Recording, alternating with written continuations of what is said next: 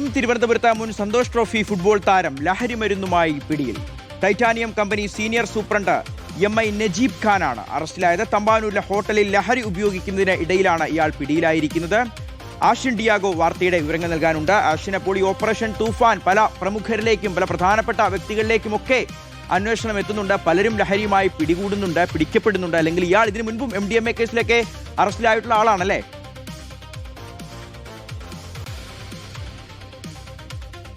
തീർച്ചയായും ഇതാദ്യമായല്ല ഇയാൾ പിടിയിലാകുന്നത് എന്നുള്ളതാണ്. നേരത്തെ നമുക്ക് അറിയാവുന്ന കാര്യമാണ്. അതായത് മുൻപ് ഇത്തരത്തിൽ സമാനമായ രീതിയിൽ കേസിൽ അകപ്പെട്ട ആളുകളെ കേന്ദ്രീകരിച്ചാണ് ഓപ്പറേഷൻ തൂഫാൻ ഇപ്പോഴും പുരോഗമിക്കുന്നത് എന്നുള്ളതാണ്. നേരത്തെ മുതൽ തന്നെ ഈ MDMA കൈവശം വെച്ചതോ അല്ലെങ്കിൽ ലഹരി വസ്തുക്കളുമായി പിടികൂടിയിട്ടുള്ള ആളുകളുമായി കേന്ദ്രീകരിച്ചുള്ള പരിശോധനയാണ് കഴിഞ്ഞ കുറച്ച് ദിവസങ്ങളായി സംസ്ഥാനത്ത് തുടരുന്നത്.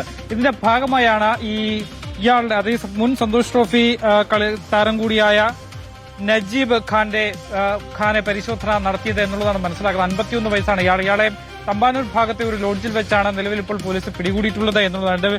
പക്കൽ നിന്നും ഏതാണ്ട് 0.98 ഗ്രാം MDMA ആണ് പിടികൂടിയിട്ടുള്ളത്. ഇയാൾ MDMAയുടെ വിൽപ്പനക്കാരനും അതുപോലെ തന്നെ ഉപയോഗിക്കുന്ന ആളുമാണ് എന്നുള്ളതാണ് പോലീസിൽ നിന്ന് മനസ്സിലാക്കുന്നത്. ഇത് ആദ്യമായല്ല, നിരവധി തവണ ഇയാളെ അടുപ്പിച്ച ഇത്തരത്തിൽ MDMAയുമായി പിടികൂടിയിട്ടുണ്ട് എന്നുള്ളതാണ് പോലീസിൽ നിന്ന് അറിയാൻ കഴിയുന്നത്. വൈകുന്നേരം 4:30 ഇയാളെ പരിശോധിക്കുന്നത്. ഇയാളുടെ പക്കൽ ഇത്തരത്തിൽ MDMA ഉണ്ട് എന്നൊരു വിവരത്തെ തുടർന്നായിരുന്നു പോലീസ് പരിശോധന നടത്തിയത്. ഈ പരിശോധനയിലാണ് ഇയാളുടെ പക്കൽ നിന്ന് ഈ ഒരു MDMA പിടികൂടിയിട്ടുള്ളത്. മുൻ സന്തോഷ് ട്രോഫി ഫുട്ബോൾ താരം കൂടിയാണ് ഇപ്പോൾ ഈ ലഹരി മരുന്നുമായി പിടിയിലായിട്ടുള്ള നജീബ് ഖാൻ എന്നുള്ളതാണ്. 51 വയസ്സാണ്. ശരി, ആഷിൻ ഡിയോഗ ആണ് വാർത്തയുടെ വിവരങ്ങൾ നൽകി.